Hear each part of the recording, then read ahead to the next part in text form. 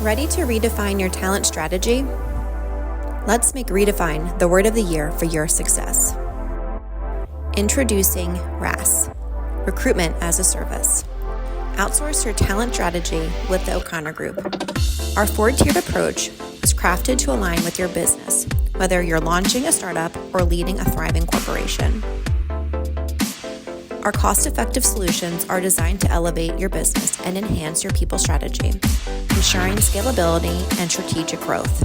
Redefine your recruitment strategy with RAS.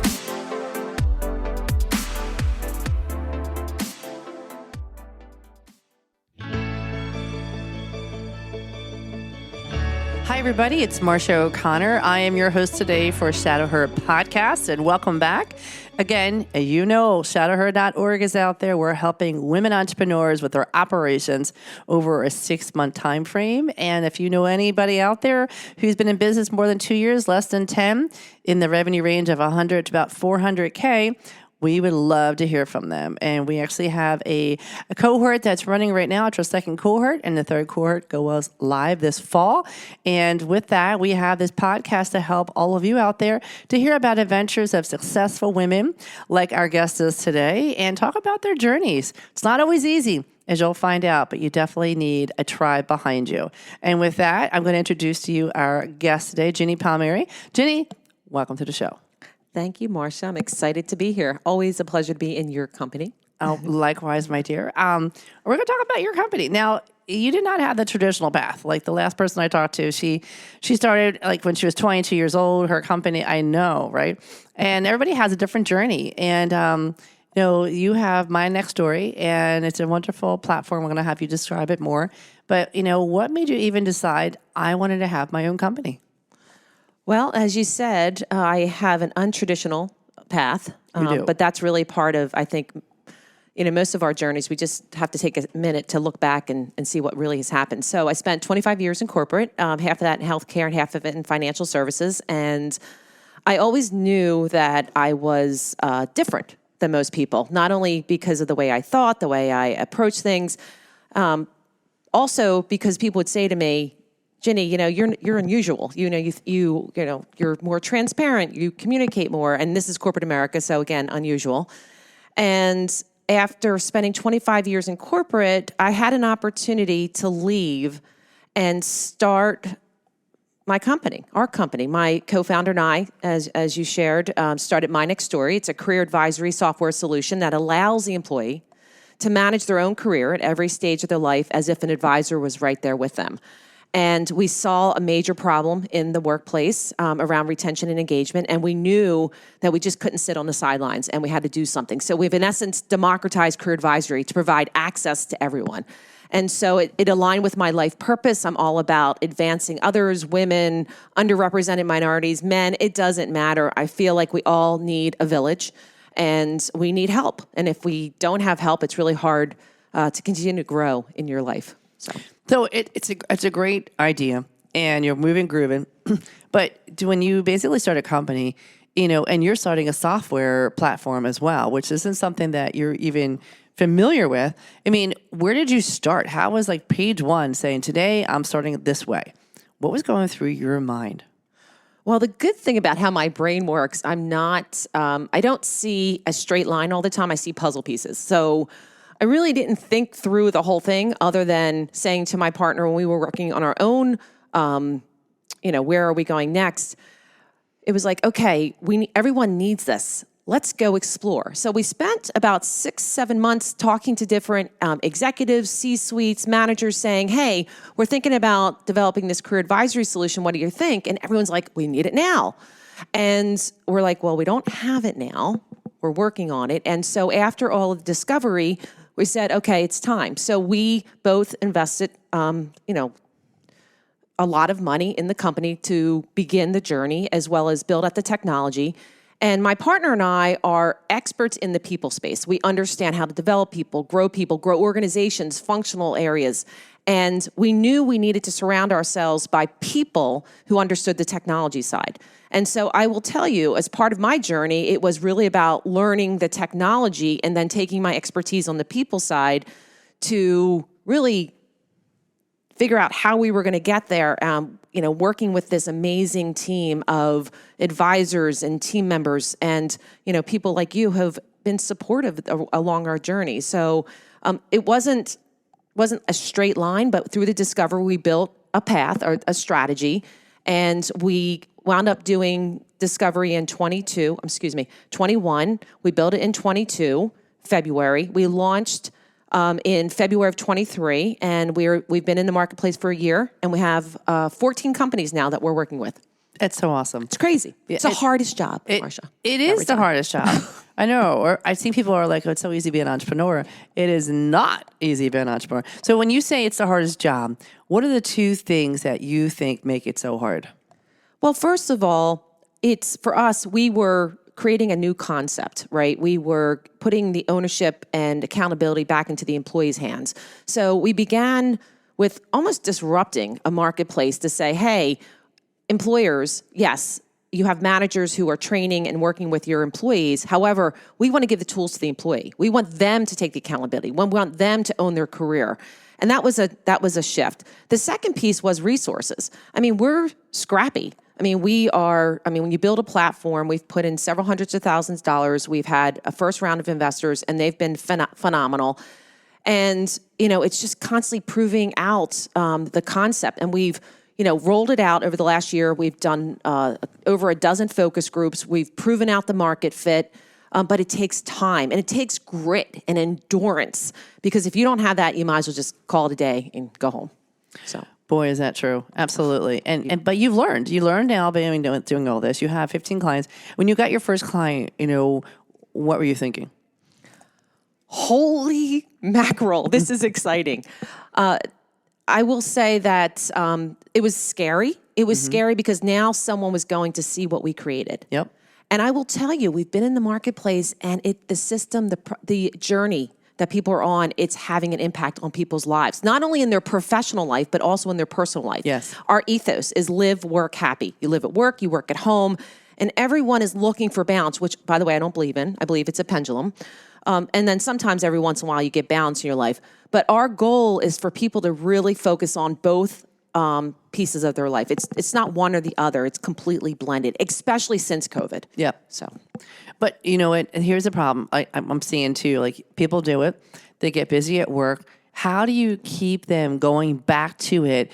Because people will spend more time on their own family vacation than they will basically on their own jobs and their own career and their own basically getting themselves to the next level. How do you solve that? That's an excellent question. So let me just say, what you put in is what you get out. If you don't put the work in, you don't get the rewards. It's as simple as that. It's just, if you're working with a career advisor, why invest in a career advisor? Why invest in taking a class if you're not going to invest in it? So that's number one. To get people back, sure, we have all the features and functions, right? We have the notifications, we have communications, we have newsletters, we have all these fun little things. However, at the end of the day, if you don't put in the work, you're not going to get the output. You're just not. It's as simple as that. So here you are, you have this energy that not many people have. I can understand why people call you different, because people want to say, what do you drink and eat every morning for breakfast? I get it. But let's go back to when you were 10 years old, how were you at 10 years old? Oh, well, if you were to ask my mother that question, because when I had won an award a few years ago, people came up to her and said, has she always been like this? And she's like, yes. From the time she came out, she always uses the example of when I had a vacuum cleaner and I might have sucked all the water out of the toilet because I was curious. So I consider myself a curious George. I do this I'm that person that I know you're telling me not to touch it, but I have to. I just have to. So at 10 years old, I would say I was probably, every 10-year-old, more open to things. Now that I have wisdom and experience, I now think about when I want to go put my hand on that stove and know what the consequences are so I can make more choices. But I continue to be curious. Yep. I want to learn. The one thing I would say is, and I do think this had a major impact on me, is I'm the only girl between two boys in an Italian family, all MBA'd and PhD'd out, right?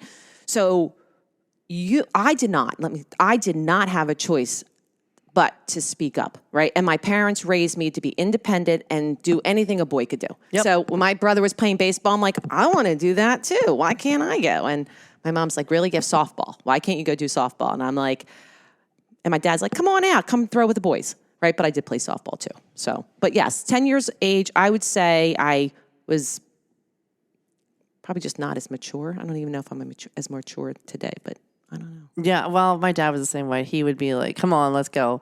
Toilet's broken. I'm going to take you with me. I'm like, ooh, that sounds like fun, And then I would always run. So people laugh at me now. They're like, you can fix any toilet. I'm like, yeah, pretty much.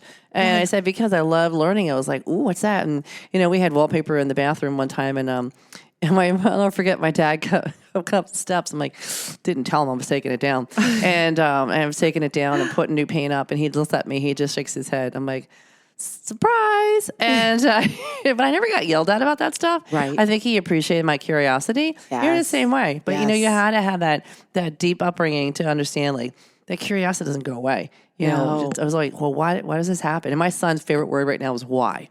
So much so that he just got chastised the other day because someone said, why do you ask why all the time? I'm like, yes, it's wearing off. Love it. It's and how do you, if you don't ask, you don't know. You don't know. Right? Yeah. And I will say, my husband, he will say, okay, you have a 35 question limit today.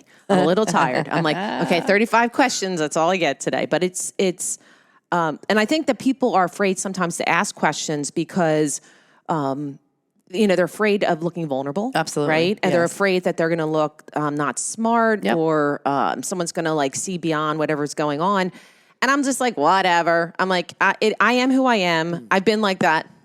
Yes, pretty much my whole life. But, I think it's a gift. I do think it's a gift. It's also scary to people as well. So I do own the fact that the energy, the questioning, being curious can be somewhat intimidating to people, right? Yep. It can be. Yeah. But you know what? You got to live it. You got to earn it. And you just have to just drive with it. Because if people look like that, shame on them. You know what I mean? I'm just going to do what I want to do and just ask questions and be nice about it. And I'm just going to roll with it. But you're the same way. Right. I think that's why we get along so well. Right. Exactly. Because we have so much fun. And how... Being an entrepreneur, you've been such a hard worker. You've been inside for such a long time, and then you decide to go on your own. And that has basically been a challenge. You're raising money, you're raising funding. I mean, you are basically raising funds and all too. That takes a ton of your time and effort. And you probably didn't really know how to do it when you first started. So how did you teach yourself? Well, first of all, I knew nothing. Yep. Okay, let's just call that out. I will say that the jobs that I had in corporate, every one was different, and they were growth jobs. So it was never a job where I went in and just managed something. It was always about looking at something, completely flipping the entire area or function or the P&L upside down or building it, and then being in that for 2 to 3 years and then moving on. So that's my DNA. Because I've always been interested in learning new things, like going and raising money, I went online and I read about, there's so many resources out there for startups, for raising money. Plus I had amazing mentors and supporters and advisors who would teach me about safe agreements or strategies. And I had many people that are in this space that would say, hey, let's look at the impact of your cap table. And I just kept learning and growing and reading, watching videos and reading more and asking questions. And now I feel really competent. And when someone's like, do you know, blah, blah, blah, I'm like, yep.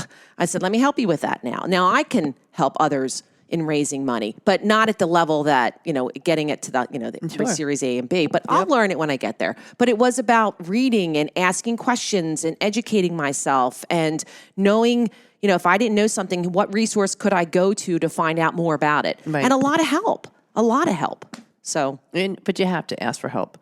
You do. Yeah. You do. And I wrote a book called Unspoken, Finding Your Voice and Living Your Authentic Life. And in chapter 4, I talk about the village life.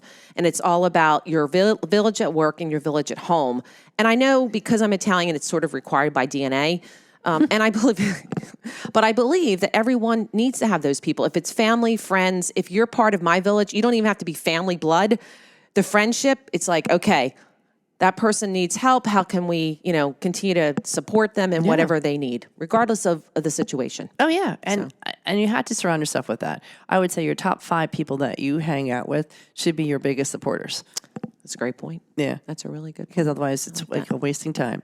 And I do think that a lot of people basically have a lot of good friends out there too. But when you're an entrepreneur, it's a different brain. It's a different way of thinking because you have to understand what it's like if you can't pay payroll. And you have to understand if money doesn't come in, how do I deal with all that? Yes. Because there are massive panic attacks that we go through on a daily basis, but we still wear toothpicks in our cheeks. Yes. So by all means, with that, we're going to come back. We're going to take a quick break right now. But don't forget, we're listening to Shadow Her podcast with Ginny Palmieri. Stay tuned. Ready to redefine your talent strategy?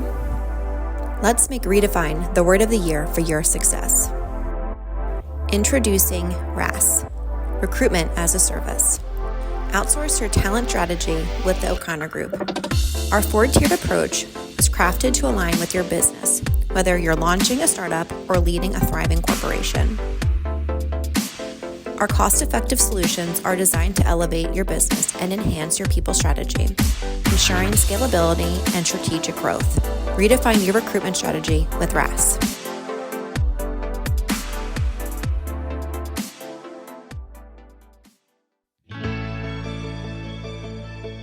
Hey everybody, welcome back. It's Marcia O'Connor here, your host with Shadow Her podcast.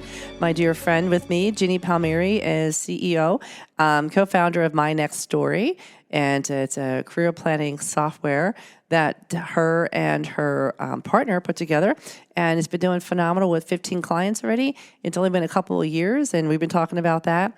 So we're going to go a little bit of a shift here in talking about the future, talking about now that you have this down, you have your clients, what is next for MyNextory and what's next for Ginny?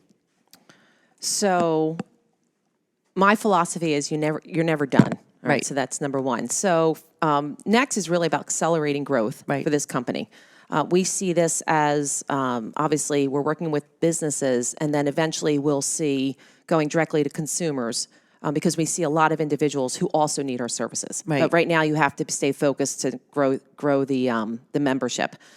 The other thing is we're continuing to grow our channel partners. So we go directly to businesses, and we have partners that are working with us to deliver our services in conjunction with some of their services because we see a lot of synergy in the marketplace. When you're talking about your economic buyer, potentially your COO, CHRO, et cetera, they're looking for one point of solution, all right? And so the more that you can bring those offerings and services together, in a strategic way, I know that it's more beneficial for the company for them to also connect with us and to purchase the products. So growth, continue to build our channel relationships, long-term, the business B2C play with the direct consumer.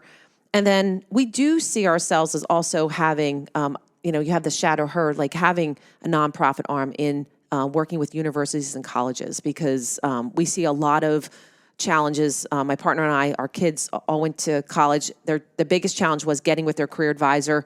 You pay all this money and then you get 5 minutes with your career advisor.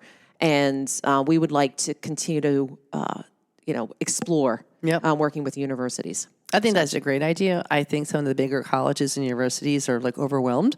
Yes. And, when I hear, my own child say, I don't really know what my person is or how to get a hold of them. I'm like, well, did you not try? Number one. Right. But number two, I think it has changed completely. Yes. And I also think the world of work has changed a lot where, my son will say, well, I'm looking for 3 sources of revenue when I graduate. Right. And I remember graduating back in 1990. And it was get a job because my parents had no benefits for us and, get a job and start working right away and go into that system. And the kids nowadays, they don't think that way. No. They just think, well, Tuesdays I can do this job, Wednesdays I can work on this, Thursdays I'm doing this. And you're like, wow, like how did you even start thinking that way? Because we were never taught that. Matter of fact, entrepreneur was a bad word back then. It wasn't a really true career. It was like, oh, well, how long are you doing that for? Like when I started this in 2007, people looked at me and said, well, are you doing that until you find your next real job? And I said, well, this hopefully is going to be my real job. Right. And they're just like, oh, I'm so sorry to hear that. I mean, they were almost like sad for me. And so, but now, like, everybody wants to be an entrepreneur. Right. But they don't understand what goes behind the scenes. Yes. And so if you had, so all these people that we're listening to, they're all Shadow Her podcast, either potential mentors, mentees, alumni now. What's that one word advice, or two words sometimes, to say, hey, keep on going? Well, I don't have one or two, but I would say I go back to endurance and grit. It is, you said it earlier, it's every day you're thinking about, you're going to meet payroll, you're going to cover the bills. Okay, are you going to close that client? And you're dealing with your own money now, right? It's not when you're in corporate, it's other people's money. It's a totally different experience. And one of the things that I teach, not only when I'm doing coaching, but also for myself with the self-talk, is takes time to build that muscle memory. Yes. Right? So the more I'm 2.5 years in, year of platform, and now when I get that feeling, I'm like, okay, all right, Ginny, you got it. It's fine. It's going, you know what you need to do, and you can only do the best job you can do, give it your all, and what will be, will be. Yeah. But when I first started out, I was running a marathon. I was sprinting a marathon. And finally, by the end of last year, I remember taking some time over the holidays just to recalibrate, and went into 24 and said to myself, okay, we're fully functioning. We've got a beautiful product. We're now complementing it with different offerings and partners. You can only do what you can do. Right. And really just building that muscle up. But it took time and talking to people and taking me off the ledge, because I was like, what the heck? Yeah. So I don't know if that answers your question. No, I think that's great. I think people have to understand that every time someone sees a successful company, they think automatically like, oh, we're so lucky. They have no idea, once you take the cover off, I'm understanding how hard it was to get there. And so I always like sharing those experiences and what you're doing. And you've been full of octane since the day I met you. But you have to keep that going. But I also know I call you at 9:00 in the morning and you're on a treadmill. So how do you keep yourself going, and what's your keys to success for you? Mm-hmm. Well, I am fueled by my family and friends. Yep. All right. I'm wired. I love. Okay. And that's a big part of who I am. And my mother, who is a widow, has always been there for me. And my father, before he passed for 35 years, was an amazing father. And my brothers and my cousins, my sisters and my friends. So people, my village. The other thing is, from a physical perspective, I have to work out. It has nothing to do with weight. It has to do with the endorphins. And it's that high I get, and I get my best ideas if I'm running, if I'm on the elliptical, if I'm, doing something active. I love tennis. I love to be active. I love to go in the ocean and swim and just I'm a fish by DNA, because I'm a Pisces. So I swim like a fish. So just really doing things that fuel my tank. Sure. And when I know I'm going low, my husband's great about this. He's like, Ginny, energy, I can feel it. I'm like, I can feel it. I'm like, okay. And I sleep. I'm a sleeper. I like 6 to 8 hours a night. If I don't, I'm like, son of a gun. I can feel it. But then I'm, as you know, I'm full force. Yeah. Right. And then I am like the Roadrunner and the Coyote. Right. Have you ever seen that? The Coyote hits the wall and he slithers down the wall. That's me at like 10 o'clock at night. And I know you're a night owl, right? Yeah, you can I go. know. And I'm like, are you serious? Like, come on. I'm turning off my phone. Yeah. My kids even know. I'm like, call 911. They'll get me. Or call. But everybody's different, you know? You get up, what time do you get up in the morning? It varies between now, I would say 5:30 and 7. Yeah. It all depends. I'm just not good until 7. I'm just not. I've tried it. Okay. I've tried 6:30. Unless it's like super sunny outside, then I could probably do it. But when it's cloudy and everything, the body just says no go. I get that. Well, the thing is, though, with light, if I see, like, I'll be laying in bed. This is probably TMI. We can cut it out if we need to. My husband, he's a night owl, just like you. Yeah. And all of a sudden, he'll pick up the phone and he'll start, doing work. And I'm dead asleep, and I feel the light. I turn over like, you have the phone on. He's like, how do you know? I'm just like, I sense light. Wow. So he knows that he has to be careful with the bright light on the phone. So interesting. Yes. Yeah, but hey, you know what? Yin and yang, man. That's how it works. Yeah, it's a beautiful thing. What are you reading right now? What am I reading right now? Unfortunately, I read a lot of magazines like Fortune, Harvard Business Review, Wall Street. I'm I like to read those magazines. But I just got the book, and I'm trying to remember what it was called. I saw it outside on the table. I just literally got it. It's oh my gosh. They ask, they'll she answer? If they ask, you answer? No. It's the one for leadership, and it's with the entrepreneurial organization. Oh, EOS? Yeah. Yes. What's the book that they give out? Well, Traction's the Traction. Yeah. That's the one. So I just picked that up because it was Okay. sent to me, and I started reading that. But I read a lot of business. I need to read non-business, but I love to learn again. I'm reading a lot about, I'm learning AI, not learning. I'm taking some courses on AI, on LLM, large learning models, machine learning, trying to really understand how that is evolving and and there's an impact on our business, of course, because we use AI and avatars in our product. But really, I just like to keep learning. I'm just You're a sponge. I'm a sponge. I love it. Well, entrepreneurs, if you ask most entrepreneurs, most of them are very, very curious. And that is probably one commonality that they all have. And a lot of them are more probably, they're not worried about risk as much as a lot of people are. And I'm always like, ooh, what if I touch this? You know, my husband's such by the book. He has to read the whole manual for the car. And I'm always like, ooh, it's like a surprise. Like, what's this button today? You know, and he's just like, well, if you knew, you read the manual, you'd know. And I sat there like, yeah, but it's way more fun to be surprised, you know, and it's so great, you know, but I think that's what makes it so much fun as entrepreneurs too. Yes. How do people get a hold of you? Well, you can email me at ginny@mynextory.com. You can call me, 215-528-1553, or you can go on our website, www.mynextory.com, and you can reach out. You can ask for a demo, but there's so many ways. LinkedIn, you can get me on LinkedIn. I'm always there trying to see what's going on. So a lot of ways. Does that help? Absolutely. And I would highly recommend for those entrepreneurs out there that are saying, hey, I could definitely use some more, creamer in my coffee in my cup, because she is that kind of person that just says, hey, what you need to hear, when you need to hear it. And she has a nice way of saying it, but sometimes you guys got to pull the blinders off. And Ginny is definitely that friend to do that. So kudos for you for doing that, my dear. Oh, thank you. Thank you. Well, this has been a pleasure, by the way. It's always refreshing for me to even listen to what we're talking about together and remind me of how far I've come in my career. You have. And it hasn't, like you said, it is constant learning. It is growing, and there's ups, there's downs, there's challenges, and it's a big zigzag as far as we're concerned, as far as the career.